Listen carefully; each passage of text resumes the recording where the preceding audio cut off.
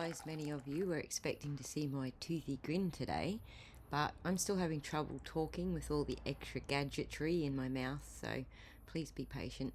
It'll only take a week or so to learn to talk again. I find you all happy, healthy and in good spirits. For those of you on the east coast of Australia who have been affected by the floods, my heart goes out to each and every one of you. On the coast, then you may already be aware that a third flooding event is heading our way this week. The flood prediction models are changing daily, so we're not entirely sure what to expect this time, and as a result, yes, you can hear the city in the background. I evacuated early and headed back to the city to wait it out. And it's expected to hit the eastern seaboard on Wednesday. As I've said many times now, my home itself is not at risk since it's situated at the top of the mountain and the water runs off pretty fast up there. So for me, the floods have been simply an inconvenience, being cut off from supermarkets and fuel and unstable power and internet, etc. Women, however, have lost everything, including the clothes off their backs, along with a quarter of the population. Lismore currently has a population of around 40,000, and last report I heard, 10,000 are currently homeless. So it is literally a quarter of the population. The victims I invited to talk with us are very busy at the moment trying to salvage whatever is left to salvage before round 3 strikes. So this may take a little longer than I originally envisaged. In the meantime, I want to show you all the complete and total annihilation of our CBD and the sheer magnitude of the emotional devastation that these floods have had on the local community. Because I've been cut off from the worst affected areas, I haven't got any. However, a local comedian by the name of Scotty Brizzle has been on the devastating side of the flood zone, and he's given me the thumbs up to share the shit out of his daily updates. Live stream a few weeks ago, you might recall, I showed you some of the footage of the CBD when the flood level was at its peak last month. All we could see is the rooftops of 2-story buildings jutting out of the water. This week's flood level was way below that, but still peaked at around 12 metres above sea level. And as Scotty points out, and we'll listen to him next, everything is saturated. The water tables are full, the rivers are full, the streams are full, the dams are still overflowing. So any amount of rain is going to be another flooding event, without a doubt. Scotty's footage of the day after the largest floods in history began to subside to give you an idea what state the community was already in prior to round 2 last week. So here we are, downtown Lismore CBD. It's been raining here the past probably half an hour. Good to have a bit of rain to wash some of the mud away, but rain, please, fuck off. And it's just so devastating when you come down and see it firsthand. It takes a while for it to really sink in. It's just chaos, man. I think a lot of people will be trying to get in today, but apparently a lot of structural damage to these buildings, so adhere to the warnings.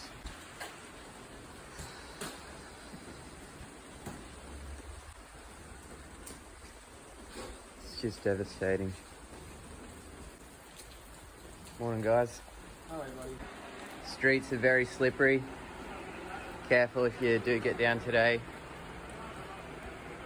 Who knows how long this rain's going to last for.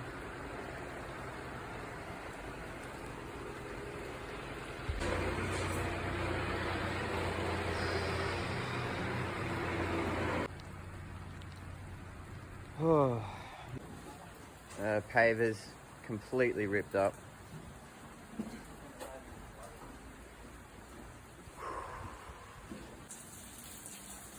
Oh, words cannot express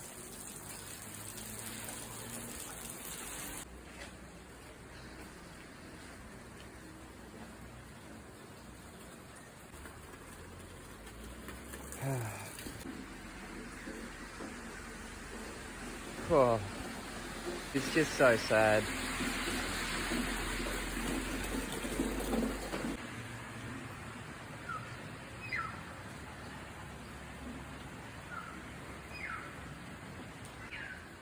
Man, this is unbelievable.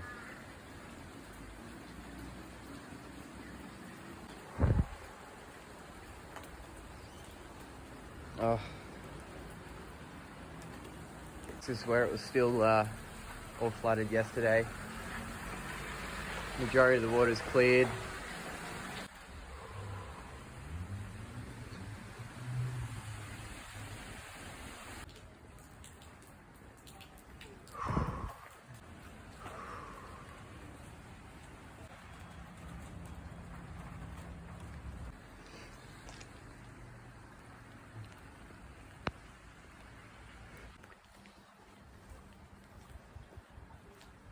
Oh, God.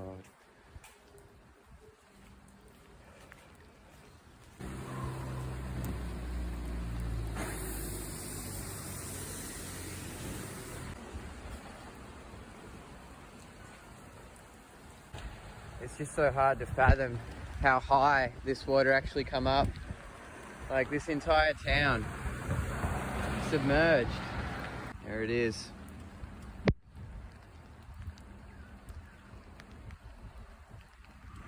You just cannot fathom the devastation down here.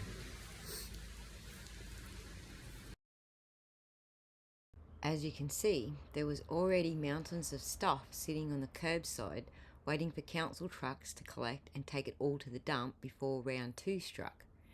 And it wasn't just humans that were stranded throughout round 1 of the floods. Many animals were left to fend for themselves. Some because humans left it far too late to evacuate, and many because the flash flooding happened so quickly they were caught unaware. Victims of a flood, animals left behind as families scramble to get out. Tonight, the locals rescuing livestock in some of the areas worst hit. Neck deep in floodwater, doing everything they can. These aren't even my horses. I mean, how do you risk my life for it? Rescuing farm animals left to fend for themselves. We've been working non-stop, it's been crazy. Josh and his mates have been up all night. Took the boat out last night to see what was actually the case out there and found all the animals pretty much underwater. Today we're on board as they go back to check on the ones they physically couldn't take with them. So you don't know what you're about to come into here? No idea. Hopefully we're going to drive in and see what we left last night, which is a heap of animals in water, but they're still okay, and a pony upstairs, but maybe it could be anything. Who knows? It's a slow and bumpy ride in. This is bigger than last year, yeah? Yeah, it's about 1.5 meters higher than last year.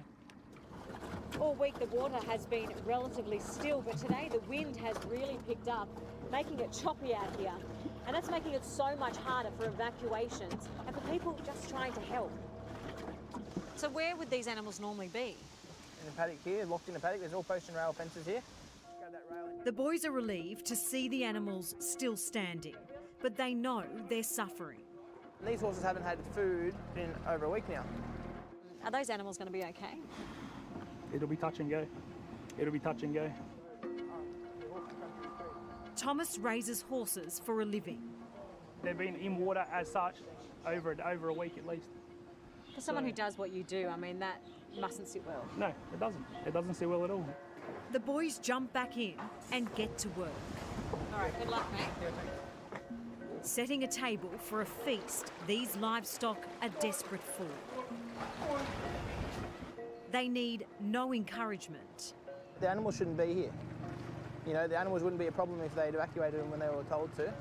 If you want to have animals, like, you're responsible for them.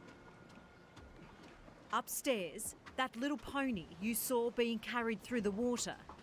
Look at him now.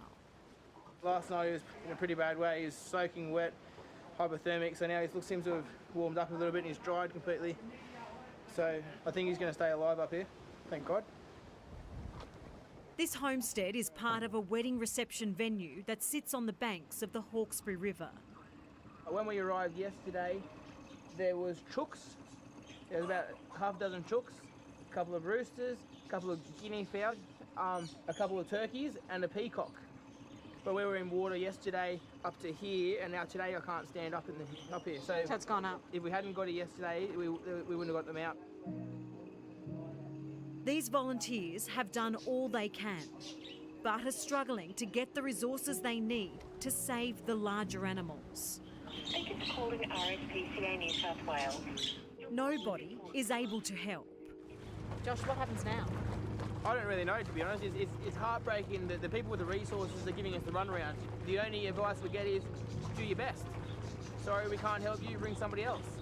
We call the SES, they tell us to call the police tell us to call the RSPCA, who tell us to call the SES again. So we're just going in circles and nobody's doing anything. Until help arrives, at least these animals have Josh and his group of strangers to fight for them. We've got people from everywhere, people who just want to help and do what they can. It's amazing what people are willing to do just to help each other.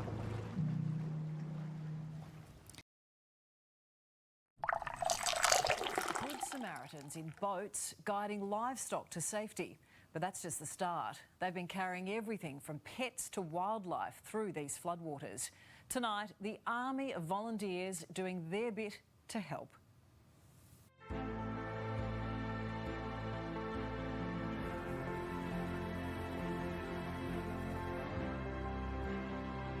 Helpless, stranded, and in need of rescuing. Our animals are often the forgotten victims of a flood. But for these vets, they're front of mind. You were a bit drowned, weren't you, mate? But you're looking pretty good now. They've come from all over the country. There was mud on the collar, so I think she might have got pressed into the ground. A big operation by air and by road. So Derek, this is where it all happens. Yes, so this is our mobile vet truck. It's, as you can quite see, rather large. We have everything on board that a normal vet clinic would have on board. It's like a hospital. It is, pretty much. It's a mobile vet clinic on wheels.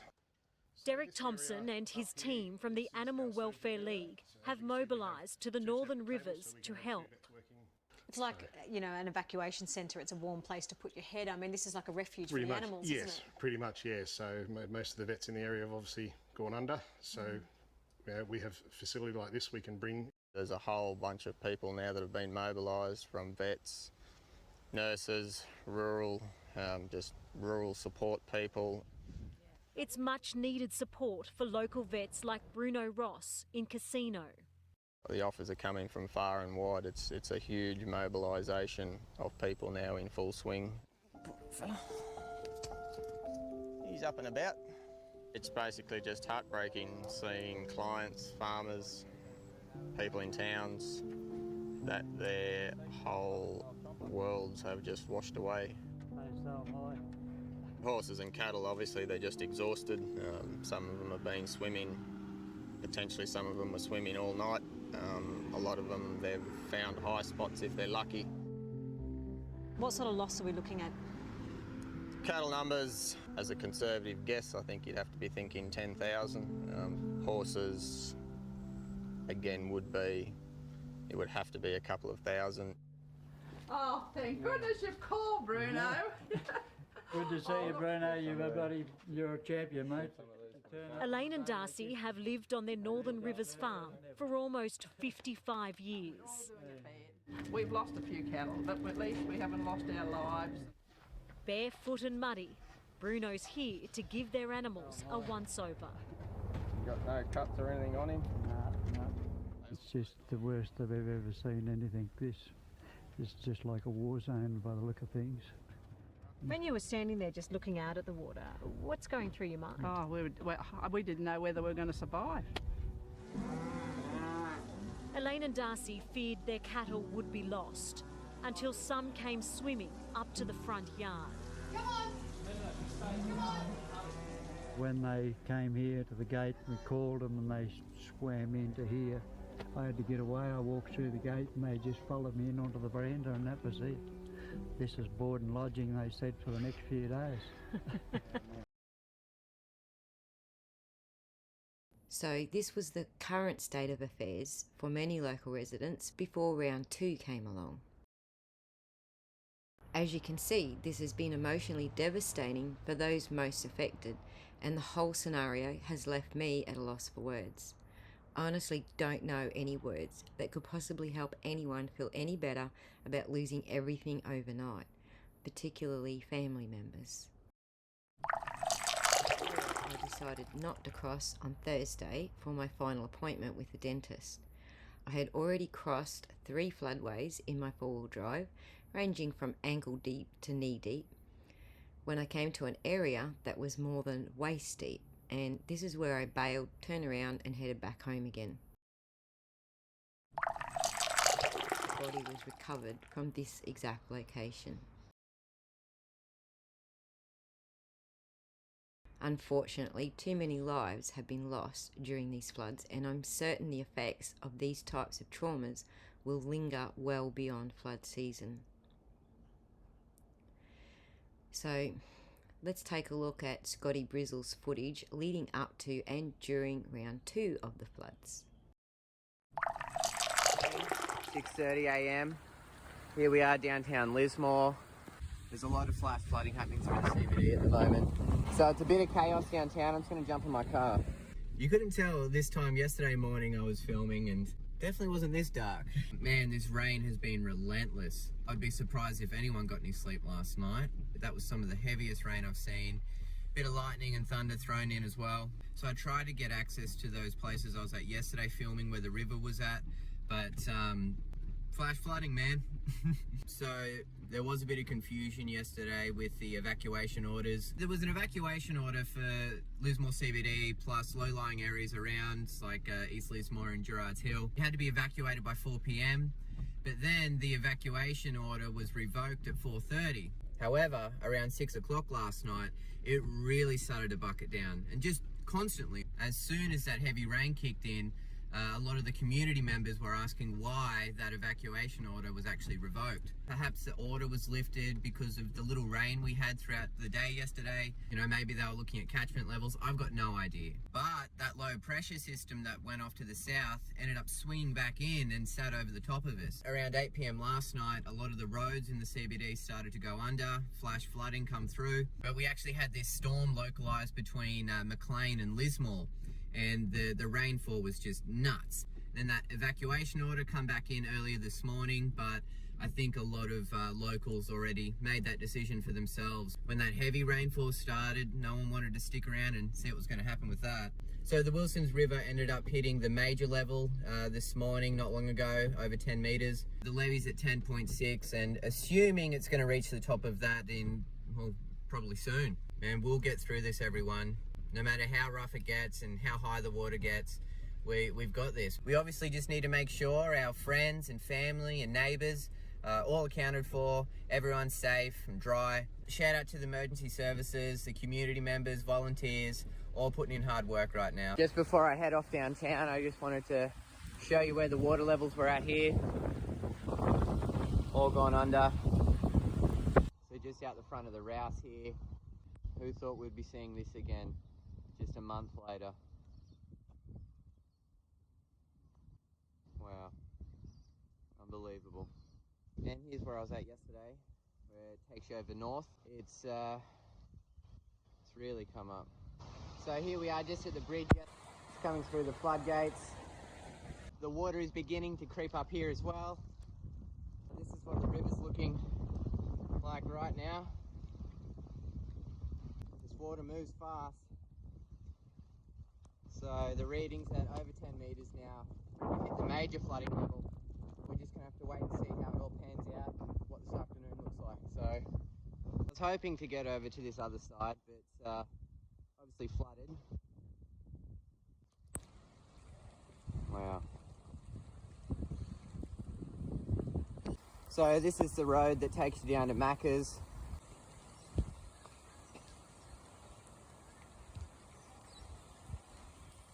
Oh man, this is just unbelievable. Again.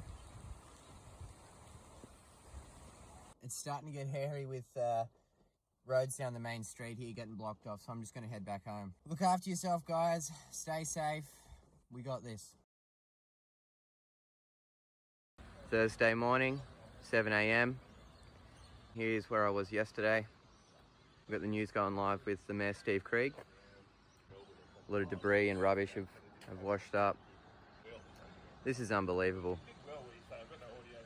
I actually woke up this morning thinking this was a dream for a split second. Round 2. The water wraps its way all around the side here. Wow, the water is just so still. So the Lismore City Council said that the river peaked at 11.4 metres yesterday, and it's been going down since about 5 p.m, very, very slowly. Last time I checked, the river was sitting around 11. It could be a bit less than that now. I will put the link to the river height just below. They predict that the water may drop below the 9.7 major level by this afternoon. So here we are at the square. Talk about deja vu, huh? To be here a month later, looking at the exact same thing, I'm speechless.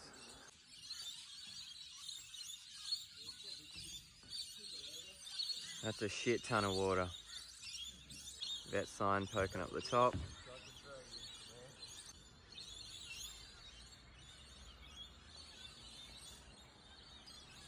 Now here we are on the other side of the square. It's come up here as well.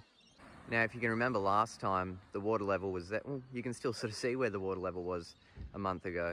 So that's a comparison of how far this flood's come up.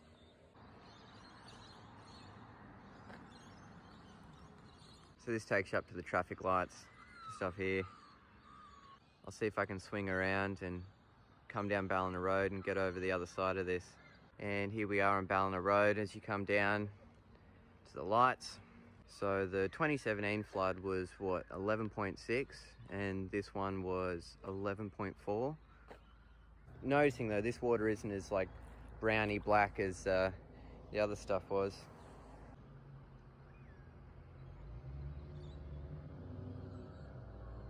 Although unfortunately, on the night of the 29th, there was reports of a woman trapped in her car in floodwater. Emergency services were unable to locate the woman or her vehicle, which was last seen on Wairala Road, about 5 minutes south of Lismore near Moultrie.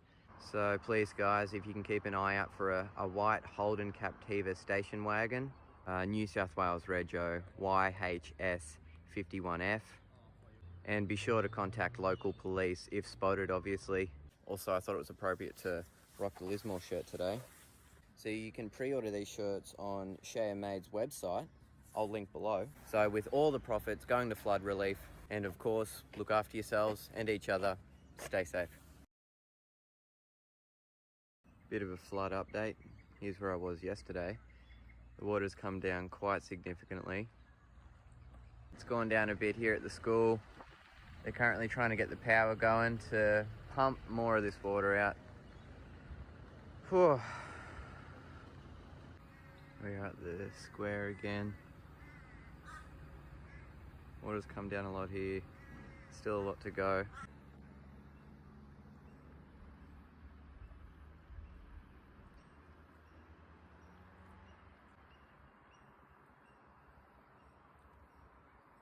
Under the square here.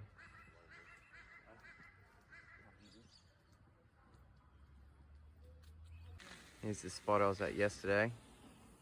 See where the floodwaters were.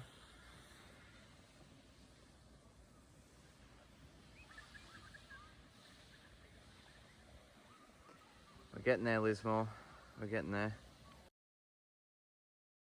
So there it is, guys. Now we're waiting for round 3. I'm going to close out this video with a story from Australia's Current Affairs program, which outlines the hardships we still have not recovered from while we're waiting for round 3. But nothing could prepare anyone for this. Catastrophic floodwaters are slowly starting to ease in parts of Lismore, and residents are now confronting a grim new reality. Apart from the awful mess they're facing, they're fast running out of food and petrol, with supply lines cut off. What started as a flood crisis is fast becoming a food crisis. Yeah, things are really dire at the moment. These are the scenes at supermarkets today across Lismore as the floodwaters recede and the devastation emerges. A city of 45,000 people used to have 7 major supermarkets. 4 were inundated, and the shelves at the remaining 3 have been stripped bare. The town is cut off by road, meaning resupplies of food and petrol can't get in. Lismore Mayor Steve Krieg lost his own business and home to the record flood, but is heartbroken about those who didn't survive. We've got search and rescue teams going into every single affected house. Not only do they have to search every room, but they also have to, unfortunately, search roof cavities. The death toll is still climbing, but even the survivors are living a nightmare. As much as people really want to get back and start the clean-up process, we're fast running out of water. We don't have any sewerage facilities at the moment. The amount of disaster here is only going to get worse, and I think people need to realise that. Luke Crane filmed the situation at his local Spar supermarket in East Lismore, which today began throwing out nearly every grocery item from its shelves. Manager Joe Sparks. So how devastating is it, Joe? Oh, it's very devastating. Yeah. The whole shop's got to be gutted, and unfortunately we can't give anything away because it's all been compromised. The small amount of tin food they can salvage is being donated to evacuation centres. Everything else, unfortunately, we can't sell, we can't use, and we can't eat. All the tin food's being donated, all the How's it made you feel seeing the entire contents of your local supermarket just dumped out there, soaked in the car park? It's tragic just to see all that food. Like, that's enough to feed, probably a couple of thousand people for a couple of days. Like, and it's just everything. There's nothing that they can save. As the day wore on, some residents were so desperate they decided to take their chances on these spoiled supplies. We'd drink bottled water if we could get it. We can't get any. Luke says his local petrol station has told him it could take 8 weeks to get back online. Flooded supermarkets will likely take just as long. Resupplying anything today was impossible with roads cut off in every direction. Fresh produce usually comes from Brisbane's Rockley markets, which currently look like this after bearing the brunt of the same storm. I think a lot of people are in shock at the moment, and I think as that shock wears off, I think a lot of people will start to go, hang on a minute, I'm hungry. I can't get food, I can't get water, I can't get fuel, I can't buy nappies for my baby. There is no more flour in any of the supermarkets, so those with bakeries cannot bake bread. Captain Philip Sutcliffe is from the Salvation Army, which has already served over 6,000 meals to those who lost their homes. Even evacuation centres are running low on food. We do not have any fresh produce. At the moment, I've secured enough supplies to get us through lunch and possibly dinner tomorrow. But after that, we just don't know what's going to happen with food and how we're going to continue to cater for people in the evac centre. Anyone who can lend a hand in the wider region is chipping in. Surfer Mick Fanning spent another day on his jet ski delivering supplies to stricken communities along the Tweed River. And then today's just all about trying to get food and water and supplies. Lismore Mayor Steve Krieg says there's a plan to get critical food supplies trucked from Sydney to Casino, where it can then be airlifted. But that has a catch too. All of this support, unfortunately, we're fast running out of aviation fuel. So, can't sort of take a trick at the moment. Surviving the coming days is the first challenge. Rebuilding infrastructure could take years. Lismore City Council has opened its own fundraising account to ensure any donations are directed to those who need it most. At the end of the day, what we're really going to need is financial support. We'll be leaning very heavily on the federal and state governments for all the support that they can get us.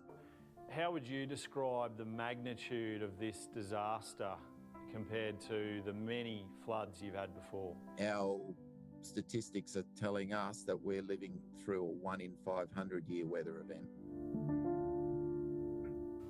Yeah, really is dire. Help, though, is on the way. Lismore Council and charities like the Salvos have all launched flood appeals. The details are on our website. The flood emergency is far from over in Queensland. Logan is tonight the new epicentre, another town with its own stories of heartache and so much loss.